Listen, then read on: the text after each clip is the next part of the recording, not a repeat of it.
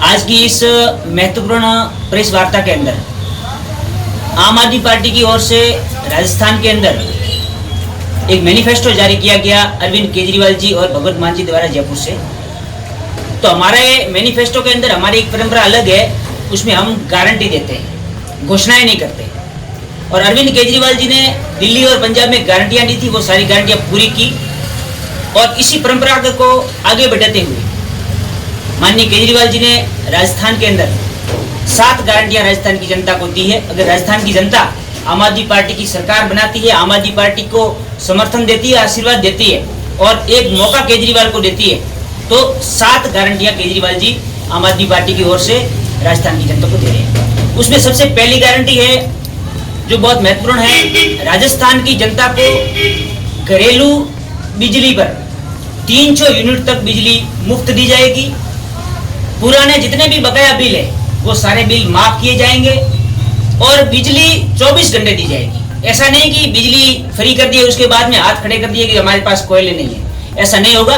और ये चीज दिल्ली के अंदर भी हो रही है और पंजाब के अंदर भी हो रही है, जहां हमने एक सफल इस योजना को लागू किया है और आज वहां लोग इस योजना का लाभ ले रहे हैं। दूसरी गारंटी है हमारी शिक्षा की गारंटी। आज राजस्थान के अंदर शिक्षा के क्षेत्र में इतनी समस्याएं हैं जिनकी कोई सीमा नहीं है। आज सरकारी स्कूलों के अंदर शिक्षकों की कमी है, बहुत सारे पद खाली पड़े हैं, भवन जर्जर भवन हो चुके हैं।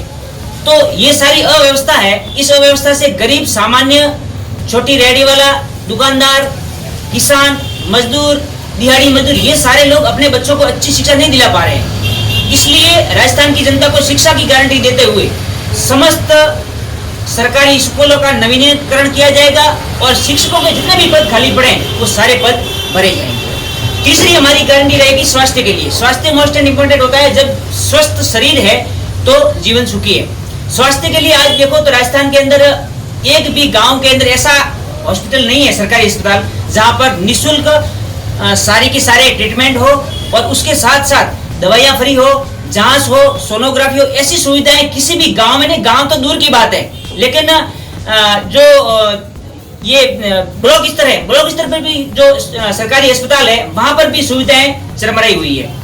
तो राजस्थान के अंदर स्वास्थ्य सेवा में मोहल्ला क्लिनिक, जो हमारा आम आदमी पार्टी का एक बहुत चर्चित योजना है, जो मोहल्ला क्लिनिक मॉडल है, वो दिल्ली के अंदर और पंजाब के अंदर लागू किया और बहुत अच्छी तरह से चल रहा है। यही मोहल्ला क्लिनिक मॉडल राजस्थान के अंदर हम लागू करेंगे। हर गांव में एक मोहल्ला क्लिनिक होगा, हर शहर के हर वार्ड में एक मोहल्ला क्लिनिक होगा, जहां सारी दवाइयां मुफ्त होगी, सारे टेस्ट मुफ्त होंगे और उसके साथ साथ सभी प्रकार की अंदर सेवाएं होगी, डॉक्टर होंगे, नर्स होंगे।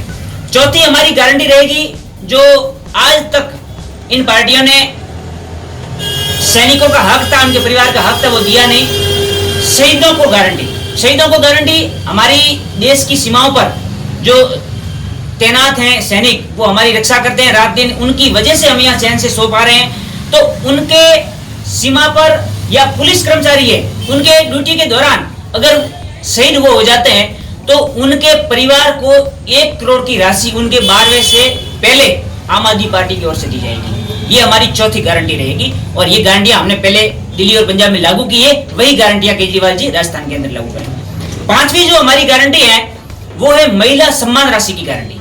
महिला सम्मान राशि के अंदर महिलाओं को सम्मान कब मिलेगा? जब उनके खुद के जेब में पैसे होंगे, पिताजी से पैसे न लाने पड़े, भाई बहन से न मांगने पड़े, छोटी मोटी जो नॉर्मली खर्च है वो जेब के अंदर 1000 रुपए उनके होने चाहिए। तो हर 18 साल से ऊपर की आयु की बच्ची, बहू, महिला, बुजुर्ग जो भी है, उन सबको हर महीने 1-1000 महिला सम्मान राशि के रूप में हम देंगे, जो हमारे दिल्ली और पंजाब में हम दे रहे हैं।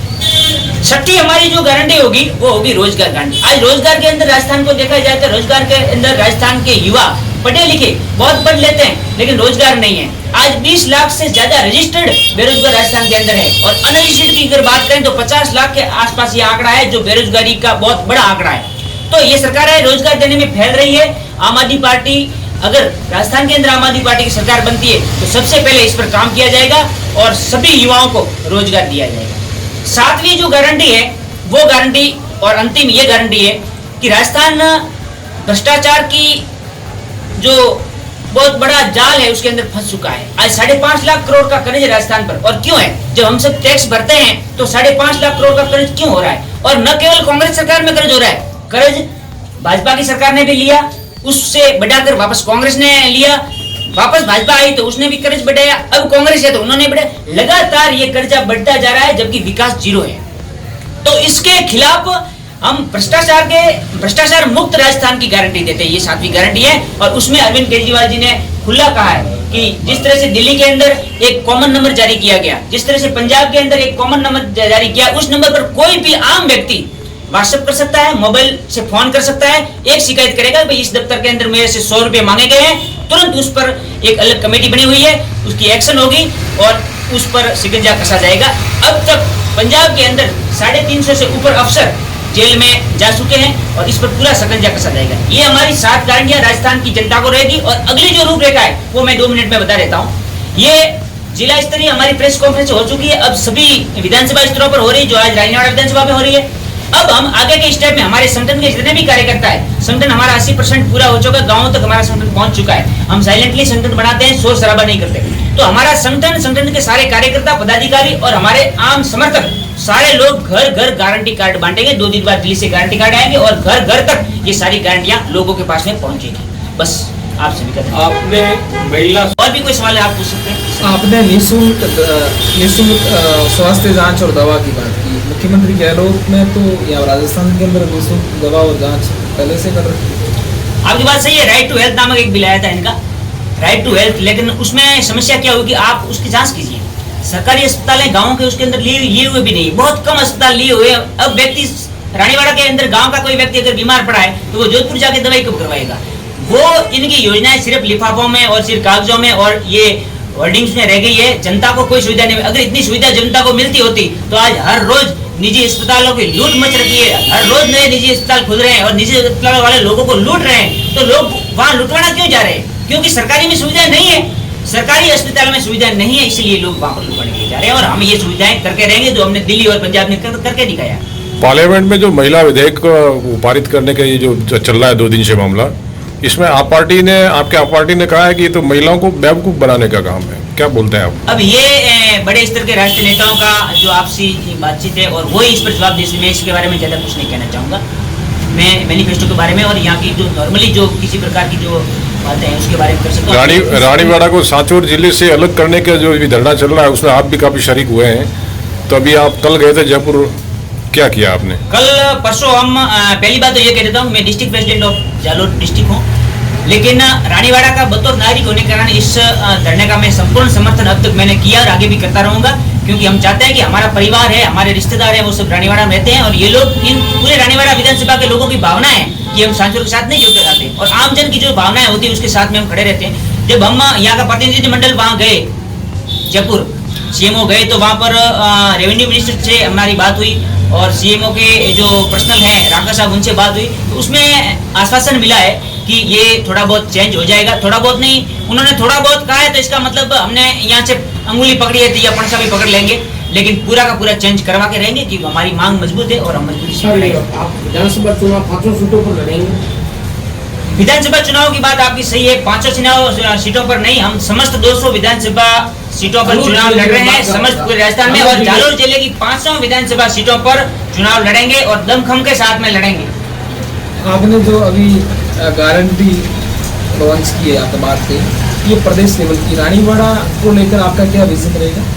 अब ये क्षेत्रीय गारंटियां कुछ और आएगी, ये पूरे राजस्थान के लिए है, लेकिन अलग अलग क्षेत्र में अलग अलग समस्याएं हैं। जैसे भिनमाल को जिला बनाना, पूर्व में हमारे बर्बादी जी ने ये पहले भी 4 महीने पहले हमारी मीटिंग में कह दिया था कि भिनमाल को जिला बनाने में आने वाली सरकार में अगर समर्थन दिया पार्टी ने, जनता ने, तो भिनमाल को हम जिला बनाएंगे हमारी सरकार बनेगी। इस प्रकार के स्थानीय जो मुद्दे हैं, स्थानीय जो समस्या है, उनको लेकर के और भी इसमें सम्मिलित की जाएंगी। भावनगर हरिद्वार एक्सप्रेस ट्रेन का यहाँ अभी शुरू हुई है, तो उसको लेकर आप किस तरह से प्रयासरत रहोगे, क्योंकि उनका स्टॉपेज रानीवाड़ा में नहीं? रानीवाड़ा में जो स्टॉपेज नहीं हुआ उसमें 4 उपखंडों को साथ में बहुत बड़ा अन्याय इन लोगों ने किया है और ऐसा अन्याय मैं समझता हूँ जनता के साथ कभी नहीं करना चाहिए।